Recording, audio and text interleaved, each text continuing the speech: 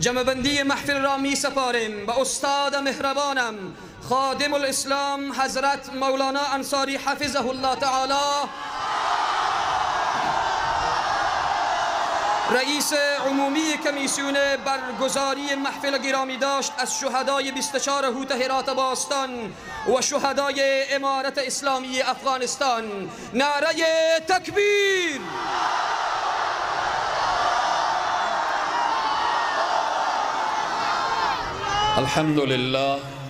الحمد لله حمدا كثيرا طيبا مباركا فيه.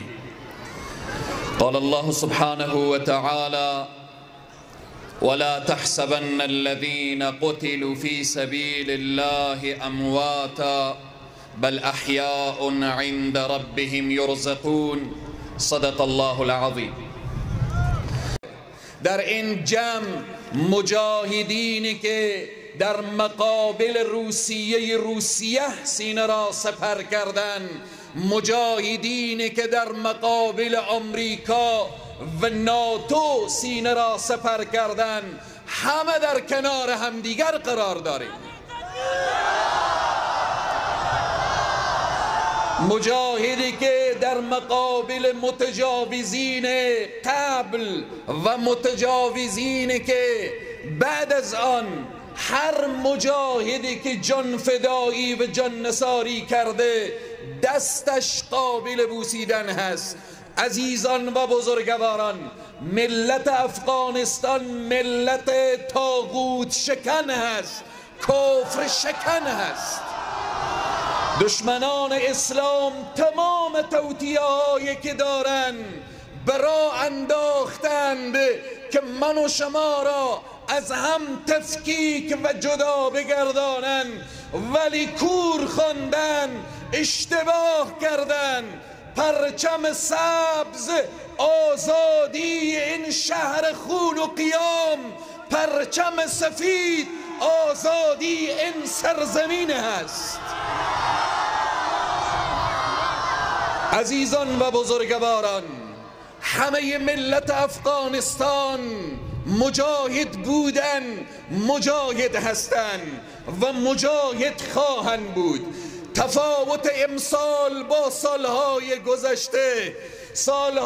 گذشته اینجا می آمدیم، در مقابل شهدا سر ما پایین و افتاده بوده. ملت شرافتمند، مادری که تو فرزند خود را به این راه قربان کردی، سر بلند باش که خاک تو امروز به دست خودتوست. پرچم جناب محمد رسول الله به این سرزمین به اعتزاز در آمده. دیگه اشغالی نیست، کافری نیست، غلامی نیست، اجنبی نیست.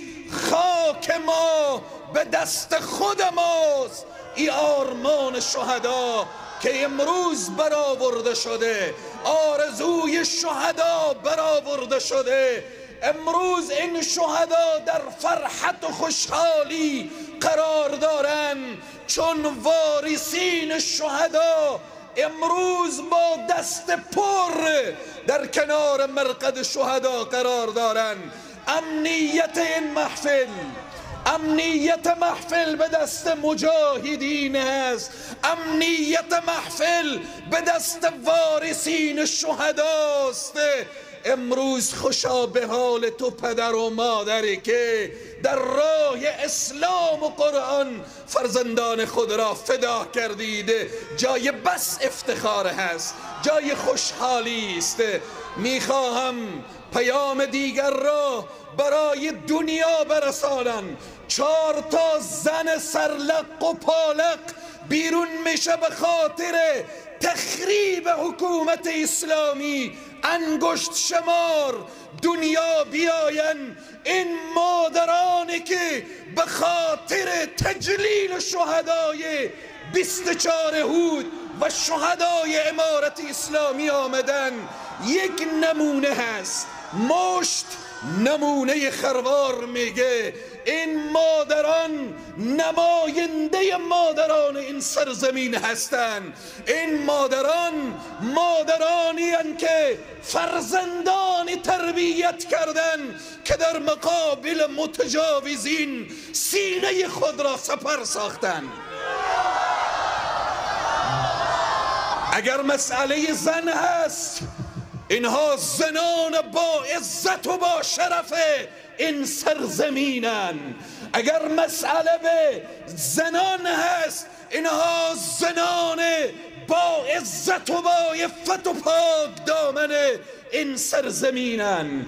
امروز ما عزیزان من، شاید سالهای گذشته ترانسپورت ترتیب میشد، تنظیم میشد به خاطر انتقال، ولی تو پدر موسفید، تو جوان مؤمن و مخلص و تو خواهری که درس از سمیه و خدیجه و عایشه گرفتی، با پای پیاده با سرمایه گذاری خود از جیب خود مصرف کردی و خود را رساندی به آرامگاه شهدا.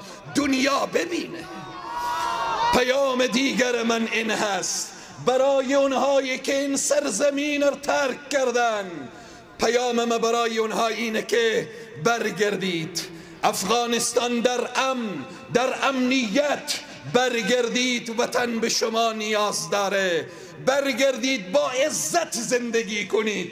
والله العظیم هر کدامی که وطن را ترک کردن پشت مرزها عزت نیست. هیچ خاک خانه ما نمیشه. افغانستان برای شما در جای دیگر میسر نیست. عزت داخل خانه خود شماست. برگردید. این پیام را برای عزیزانی که وطن را ترک کردن، برگردید در خانه خود، در خاک خود، در سرزمین خود تلاش بورزی به آبادی وطن، به آزادی وطن، به اعمار وطن. قبلا عزیزان من و شما این پرواز هوایی را دیدیم. ای ساخته خود ای شهری که جوان او را میسازه و پرواز در آمده به امید آن روزی که طیاره‌های مدرن و پیشرفته که ساخته این سرزمین باشه و به اعتزاز در بیایه. روز آمدنی هست عزیزان من. فتح آمد، پیروزی آمد، همه بالاخره امن و امنیت. انشاءالله مشکلات اقتصادی و مشکلات دیگری هم که سر راه هست برطرف میشه.